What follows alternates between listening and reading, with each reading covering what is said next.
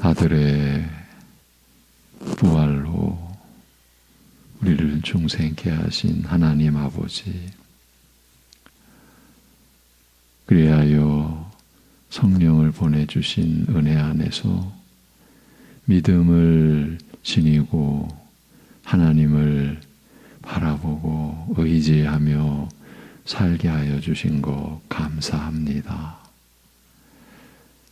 우리의 연약함과 완악함과 그 악함 속에서 참으로 우리를 기뻐하시는 하나님의 그 인자하심과 긍휼로 우리를 미쁘게 보아주시고 우리에게 믿음을 주신 것 감사합니다.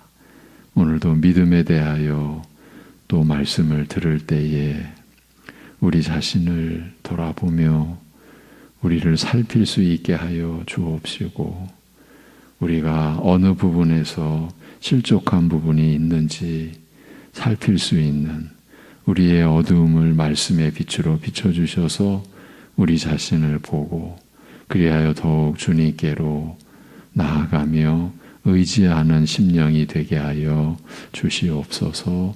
예수님의 이름으로 기도합니다. 아멘. 로마서 6장 5절에서 7절. 로마서 6장 5절에서 7절 같이 보시겠습니다.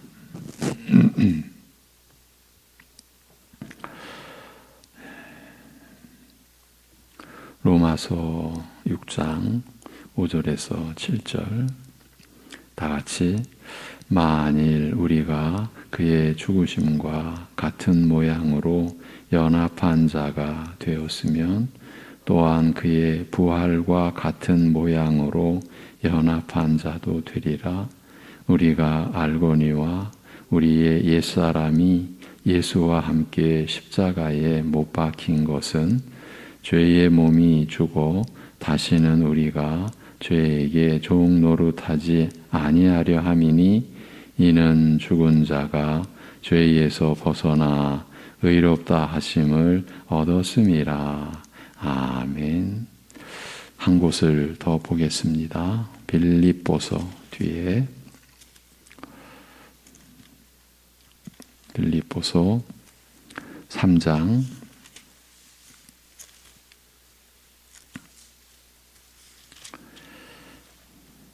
10절에서 12절.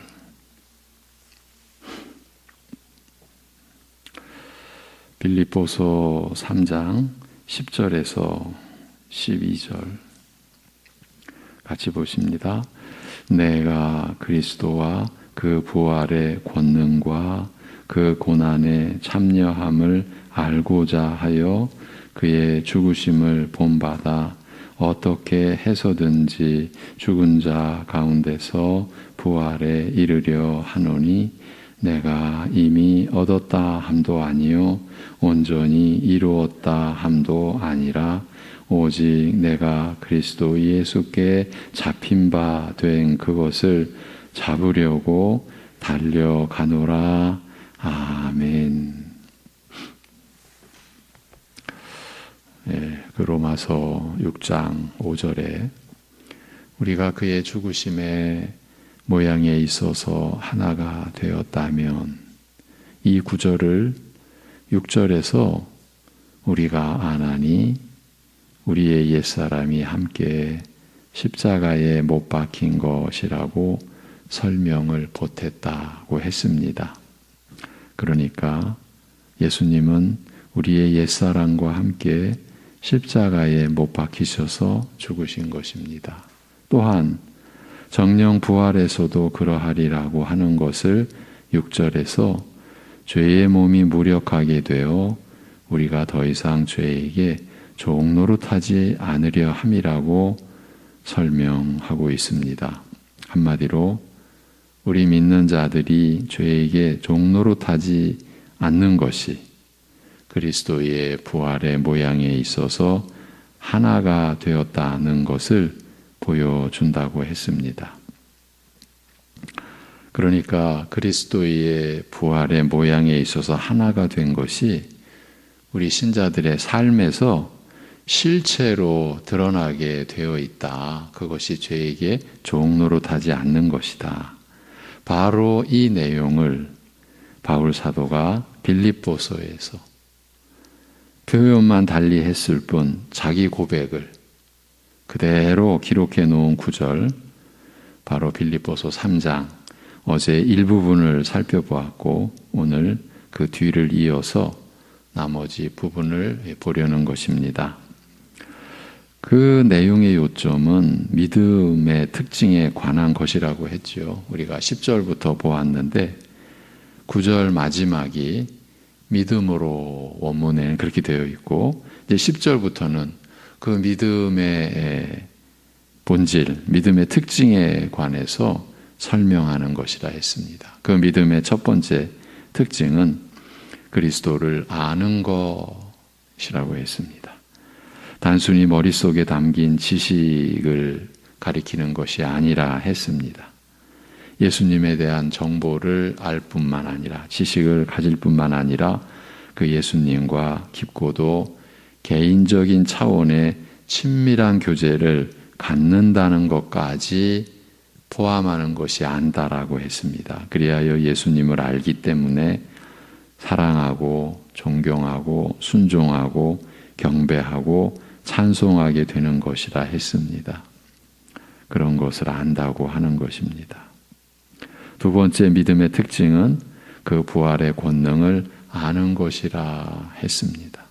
이것도 부활에 대한 추상적인 지식을 아는 정도를 말하는 것이 아니라고 말씀드렸죠. 바울은 여기서 체험에 대해 말하고 있는 것입니다. 부활이 품고 있는 능력과 권세에 대해 체험적으로 동참하는 것이 믿음이다.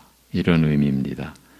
특별히 죄를 이기고 물리치며 죄를 멸하는 능력에 대해 체험하는 것입니다. 세상에서 가장 강한 능력은 바로 예수님의 부활의 권능, 즉 하나님의 능력이라 했습니다. 왜냐하면 오직 이 권세, 이 능력만이 모든 사람의 죄를 멸할 수 있을 뿐만 아니라 한 번 걸리면 죽을 때까지 풀려날 수 없는 죄의 올무에서도 노여나게 할 수 있기 때문이라 말씀드렸습니다. 그 능력을 체험하여 실제를 갖고 있는 것이 믿음이다. 다시 말하면 부활이야말로 예수님이 가장 강력한 권세를 갖고 계시다는 것을 나타내 주는 것이며, 참된 믿음은 그 능력을 현실적으로 경험하고 소유하는 것입니다. 구체적으로 말하면 그 죄를 이기고 물리침으로써 죄를 멸하는 능력을 체험하는 것이고, 참된 믿음은 바로 이런 속성을 갖고 있다라는 뜻입니다. 이것을 달리 표현하면요, 우리를 구원하신 하나님의 지혜와 하나님의 능력이 되는 십자가의 도, 십자가에 못 박히신 그리스도의 은혜를 실제적으로 체험하고 누리는 것, 믿음의 본질은 거기에 있다라는 것입니다. 아무리 강조해도 지나치지 않을 내용입니다. 이제 오늘 보게 되는 세 번째 믿음의 특징은 그 고난에 참여함을 아는 것입니다. 그게 뭔지를 경험으로 또 소유한다라는 것입니다. 이것도 바울이 자신도 인간의 죄를 위하여 고난받기를 원한다는 뜻으로 한 말은 아닙니다. 왜냐하면 오직 예수 그리스도만이, 오직 메시아만이 그 일을 하실 수 있으며, 또 온전히 거룩하신 그리스도의 고난만이 다른 사람들을 대속할 수 있는 능력이 있기 때문입니다. 바울은 그저 그리스도를 믿는 믿음으로 인해 세상으로부터 박해와 온갖 핍박이 그에게도 미칠 때에 예수님께서 하셨던 것처럼 그도 그런 대접을 받아들일 수 있기를 바랐던 것입니다. 이 세상은 죄악된 세상 아닙니까? 그래서 하나님의 아들까지도 세상 안에 들어오셔서 고난을 당하셨습니다. 그리스도께서는 거룩하셨고 세상은 죄로 가득 찼기 때문이었습니다. 그러한 고난은 신자들에게도 반드시 닥치게 되어 있습니다.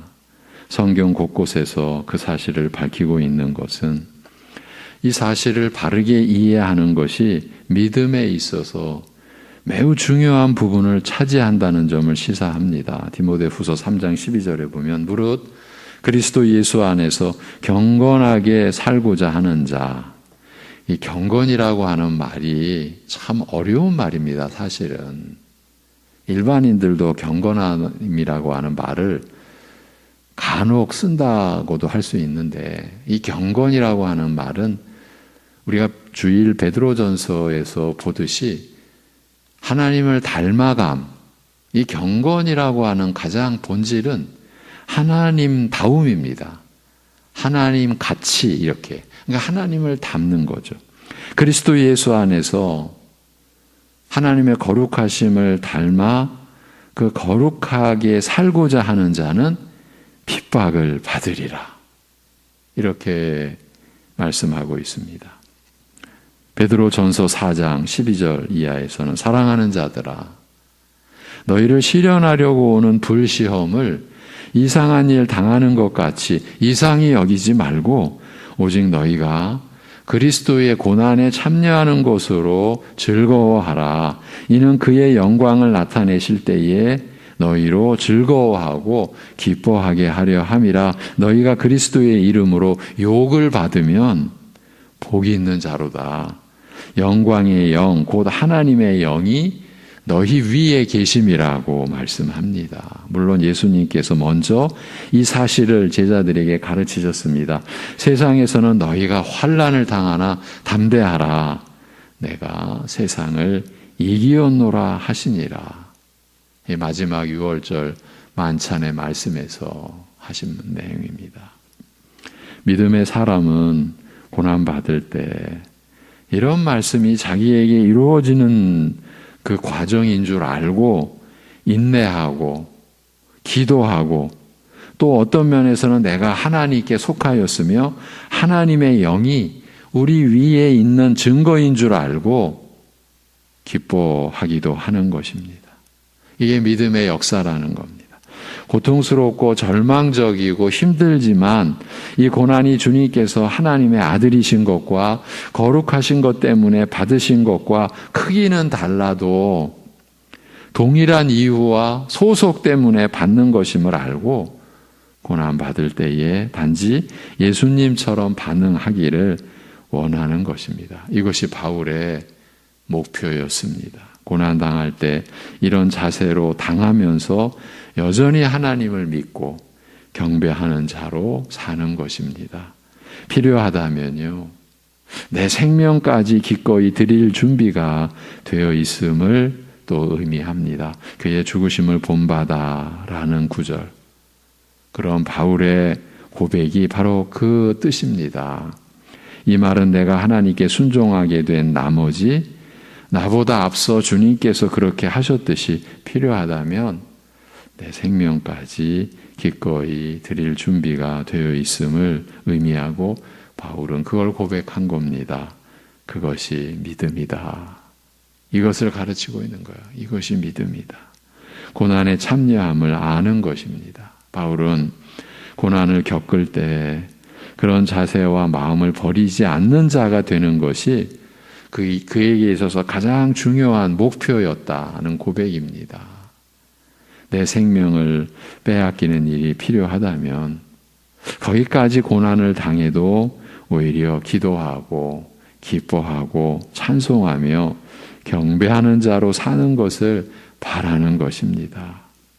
바울 사도는 1장의 기록에서도 바로 이 점을 나타내고 있죠. 믿음은 그런 중대한 특징을 갖고 있습니다. 이 점을 빌립보서 3장 10절에서 12절이 우리에게 가르쳐 줍니다. 네 번째 특징이 있습니다.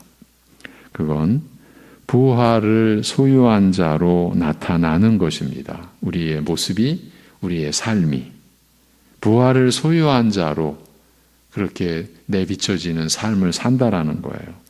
죽은 자 가운데서 부활에 이르려 하노니라는 말씀이 바로 그 뜻입니다. 이 말씀도 단순히 죽은 다음에 부활할 것을 바란다는 뜻이 아닙니다. 이 구절이 그가 죽음 이후의 삶에 대해 염려하거나 확신을 갖고 있지 못하다는 뜻으로 이해되어서는 절대 안 됩니다. 바울 사도도 부활에 대한 확신이 오르락 이렇게 왔다 갔다 했구나.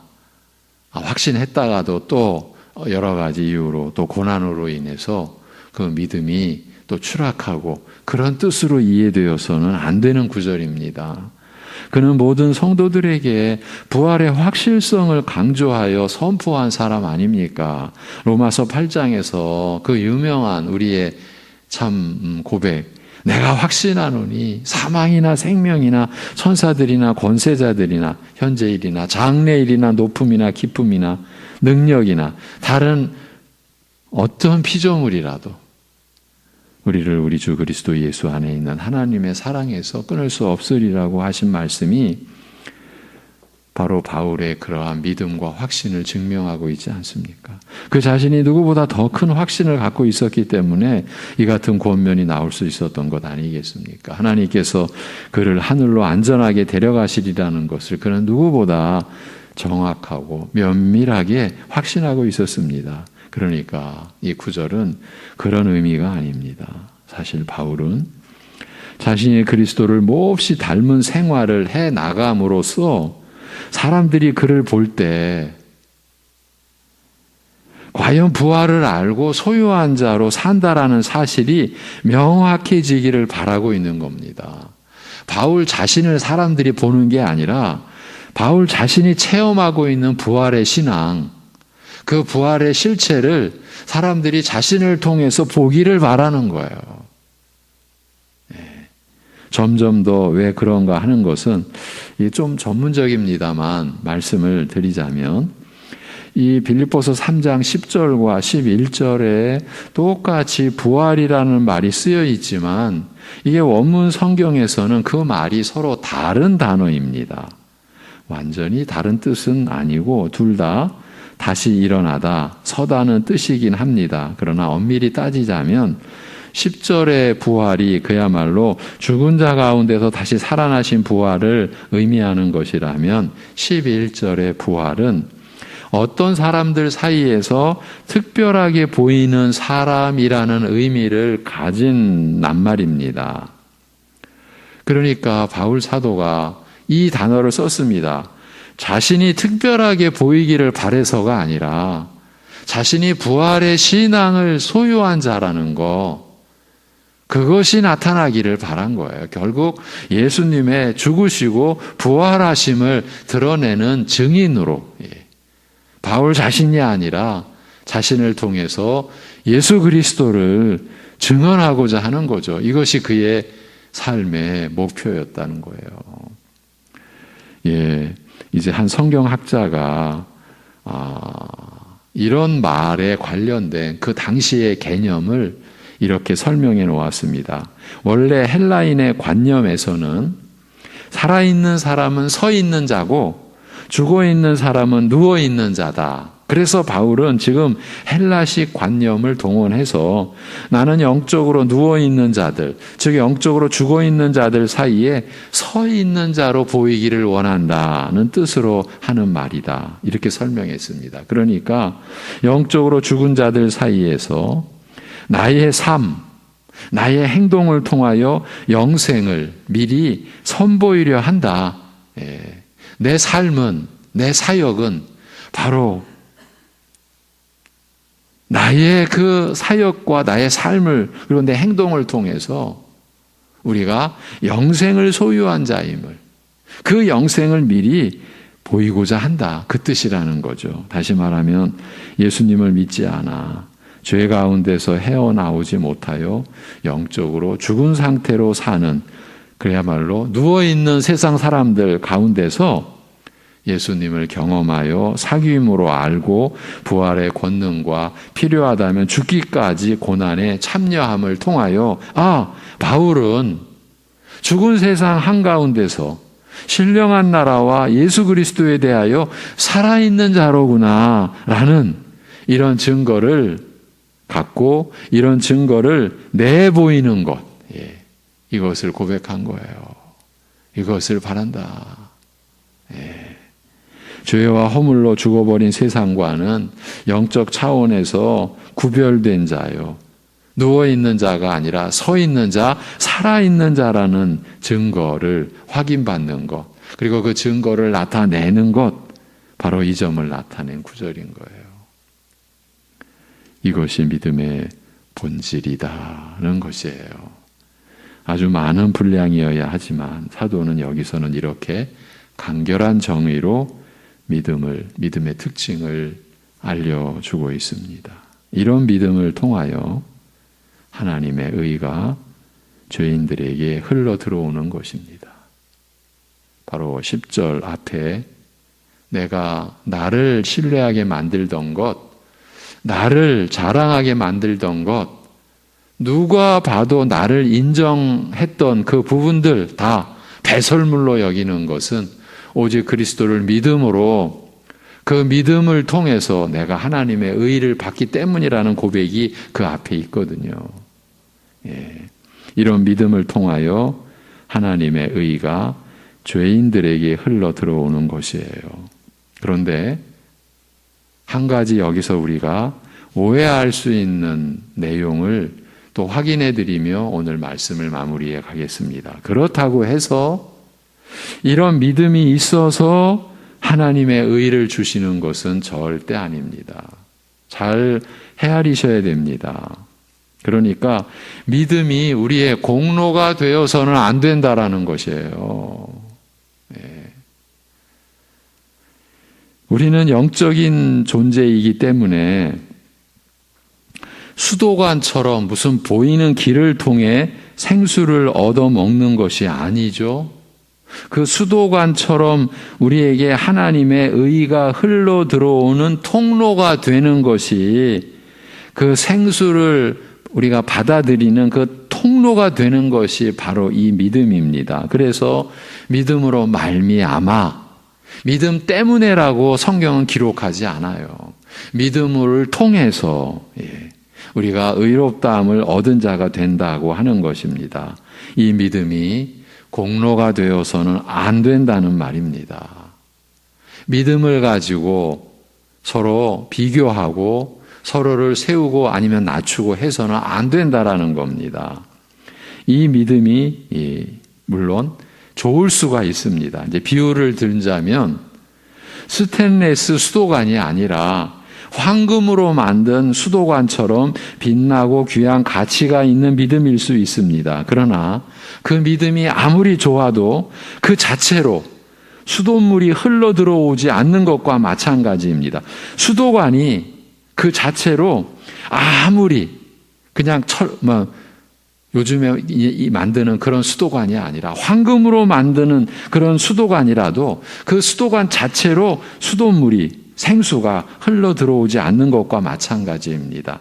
물을 흘러 보낼 때에야 그제서야 통로인 수도관이 제 역할을 하는 것이지 황금 수도관이라고 해서 수도관이 자체로 물을 흘러 보낼 수 있는 것은 아니지 않습니까? 이렇게 믿음을 이해해야 한다는 말입니다. 이 점을 혼동하거나 오해해서는 안 됩니다. 바울이 에베소서에서 너희는 그 은혜에 의하여 믿음으로 말미암아 구원을 받았으니, 여기서도 믿음을 통해서입니다. 믿음 때문이가 아닙니다. 그 은혜에 의하여 믿음으로 말미암아 구원을 받았으니 이것은 너희에게서 난 것이 아니요 하나님의 선물이라.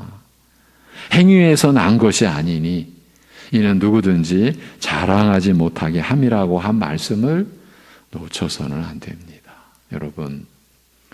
여러분이 예수 그리스도의 사람 되심과 여러분의 죄로 인하여 죽으심과 그리고 사흘 만에 부활하심과 승천하셔서 하나님 보좌 우편에 만왕의 왕, 만유의 주로 이렇게 등극하시고 우리에게 성령을 보내주신 그 모든 그 역사적 사실, 그 은혜의 내용, 복음이죠. 복음을 믿으시죠? 여러분, 그 믿음이 하나님의 선물입니다. 여러분, 우리가 어떻게 영생을 확신할 수 있습니까? 우리가 어떻게 몸이 다시 사는 것을 우리가 믿을 수 있습니까? 그리스도를 믿는 믿음 안에서 우리에게 주어진 믿음의 내용 아닙니까? 여러분, 너무 신기하고 감사한 일 아닙니까?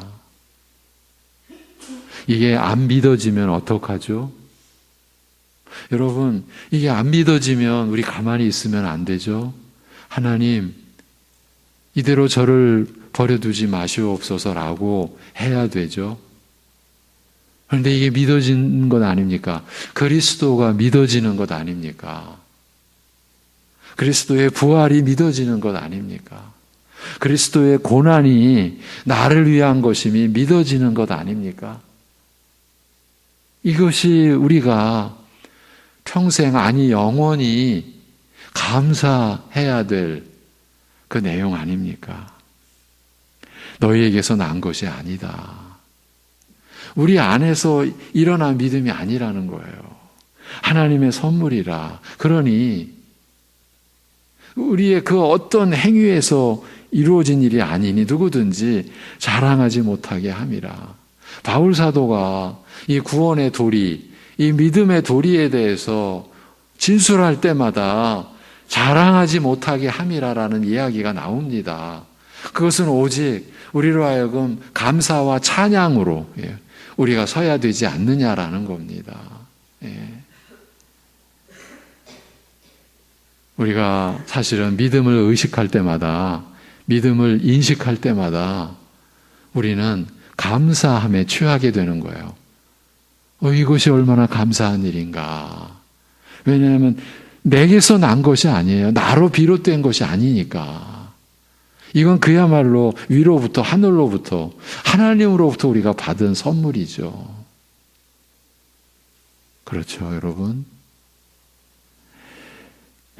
이제 로마서로 다시 돌아와서 로마서 6장 5절에 우리가 그의 죽으심의 모양에 있어서 하나가 되었다면을 6절에서는 우리가 아나니 우리의 옛사람이 함께 그리스도와 함께 십자가에 못 박힌 것이라고 설명이 보충되었다고 했죠. 또한 정령 부활에서도 그러하리라고 하는 것을 죄의 몸이 무력하게 되어 우리가 더 이상 죄에게 종노릇하지 않으려 함이라고 바울은 보태서 설명했다고 했습니다. 그러니까 한마디로 우리 믿는 자들이 죄에게 종노릇하지 않는 것이 그리스도의 부활과 하나가 된 것을 보여준다고 했습니다. 바로 이 내용을 바울 사도가 빌립보서에서 다른 표현을 가지고 고백해 놓은 구절들을 오늘 살폈습니다.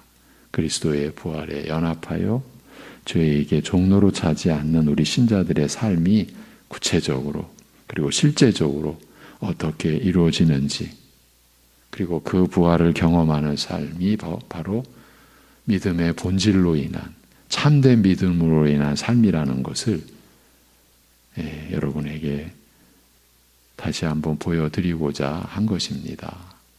기도하겠습니다. 하나님 아버지,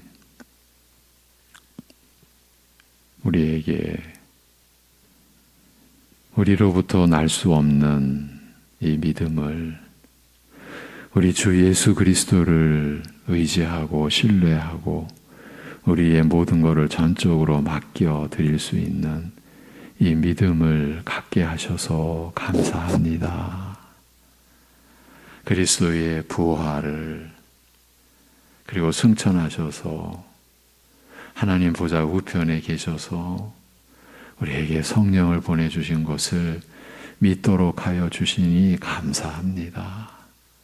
이 하나님의 영원한 선물을 간직하고 살아가는 우리 이혼이 우리의 어떤 현실 속에서도 우리가 하나님께로부터 받은 말할 수 없는 그 대접, 그 사랑, 우리를 그렇게 여겨주시는 그 하나님의 우리를 용납하심과 그 인정하심에 대한 감사와 감격으로 우리가 오늘의 연약한 삶을 감당해내고 우리의 일을 비켜가지 않고 직면해서 그래서 주님께 다 맡겨드리며 또 주님이 주시는 은혜와 능력과 지혜로 우리에게 주어진 삶을 오늘도 살아갈 때에 오직 하나님께 영광을 돌리고자 하는 중심에서 사는 우리들 되게 하여 주옵소서.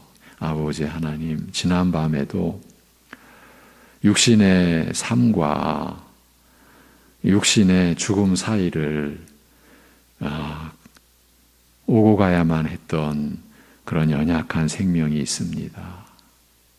주여, 주의 백성들 또 주의 종들의 그 연약함을 지켜보아 주시고 눈동자같이 지켜주시고 그런 연약함과 참으로 너무나 힘든 가운데서 그 가족들 지켜주시고 보호해 주시고 인도하여 주옵소서.